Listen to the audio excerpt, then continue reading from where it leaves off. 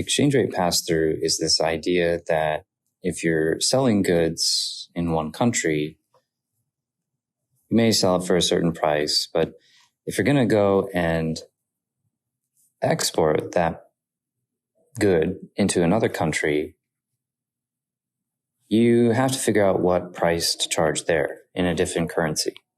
And since it's in a different currency, exchange rates and their dynamics have to play a part in determining what price to charge.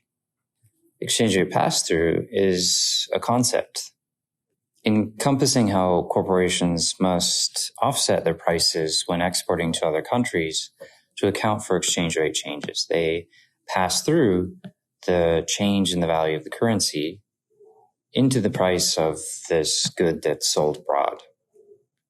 So to take a tangible example, let's say the spot rate of the Japanese yen versus the US dollar is 87.7 yen to the dollar. And the price that Toyota charges for selling a Corolla in Japan is 2.16 million yen. Not in dollars, in yen, because it's Japan and everything is bought and sold there in yen. At this point, we can put two and two together and figure out the price that Toyota is probably going to charge when it goes and sells Corollas in the United States. It'll figure out what 2.16 million yen converts to in terms of USD. Using the spot rate, that 2.16 million yen amounts to about $24,000. And so if the costs to produce Corolla in Japan rise, then so too you can see the costs, the price that it gets sold for in the United States also rises. And that makes sense enough, but what exchange rate pass-through says is that if the exchange rate changes, then so too does the cost of the good that gets sold in the other country. And when it comes to exchange rate changes, one of the things that we talk about in this course is purchasing power parity. The idea that exchange rate changes over time fluctuate based on the differences in inflation between the two countries.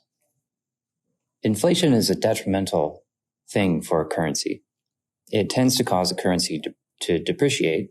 And so if another country is expected to have higher inflation than another, then that country with high inflation is expected to have its currency to weaken over that time period. So let's suppose then that we had information on inflation both in the USA as well as Japan. In the US, expectations are that inflation is going to be 2.4% over the next year. And in Japan, where inflation is low, sometimes negative, expectations is that there's going to be no inflation over the next year. So we can use this to come up with an expectation about what the spot exchange rate is going to be over the next year. It's going to be whatever the current exchange rate is today, multiplied by this inflation differential, or this formula here. Notice that the spot rate of 87.7 yen to the dollar has yen on the numerator. And so that's why we also have yen on the numerator here in this part of the formula to keep things consistent. And plugging each one of these in, making sure to add a 1 here, since we're working with percentages and we're multiplying, we get this number here. And simplifying down to just a single number, we get, when we put all this together, an expected exchange rate of 85.64 yen to the dollar. And notice how that, because inflation is higher in the US than it is in Japan, we're getting this result that says that the dollar is buying fewer yen, or is expected to in the future because of that. The dollar is, in other words, getting weaker. So that's purchasing power parity. And if the dollar is getting weaker, that means Toyota is going to have to raise its prices in the United States in order to account for that. That is, if they want to preserve the same level of profits in terms of Japanese yen, they'll have to raise their prices.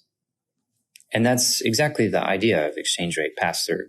In fact, if they passed 100% of this price increase, that is the 100% of the weakness in the dollar purchasing power, then they can take this $2.16 million yen Corolla that's sold in Japan, sell it for that new expected exchange rate in which the dollar is weaker, and raise the price of the Corolla in the United States by enough to offset that weakness.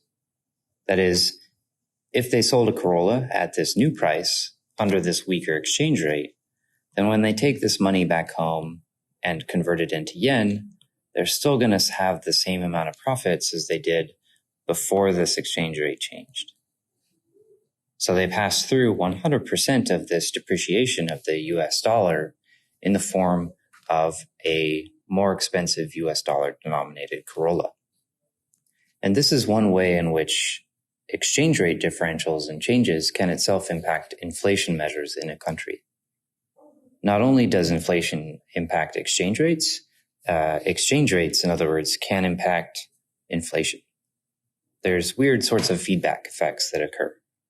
But sometimes, depending on the price elasticity for this good, a manufacturer might not be able to raise prices by that amount. That is, they may not be able to fully offset the necessary price increase in order to account for the amount of inflation or depreciation of the currency that exists. Recall that price elasticity, by the way, is the change in quantity sold of a good when its price changes. So if the price goes up a lot, sales are probably going to drop. That would be an elastic product.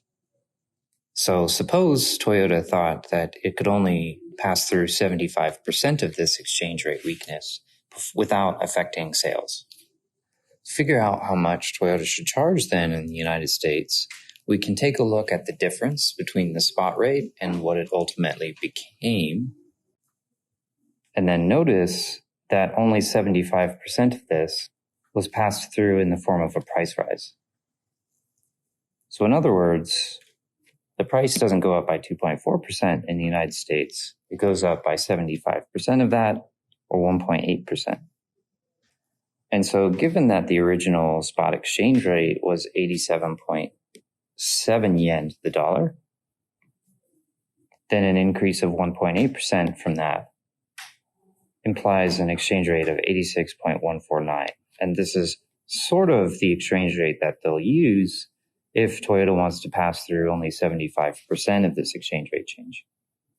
And what that translates into dollars for the price of a Corolla in the United States, we can answer that by taking the original price charged in Japan in terms of yen, use that exchange rate that we derived by looking at only 75% of the depreciation of the dollar being passed through to calculate a new price for the car at 75% pass through of $25,000.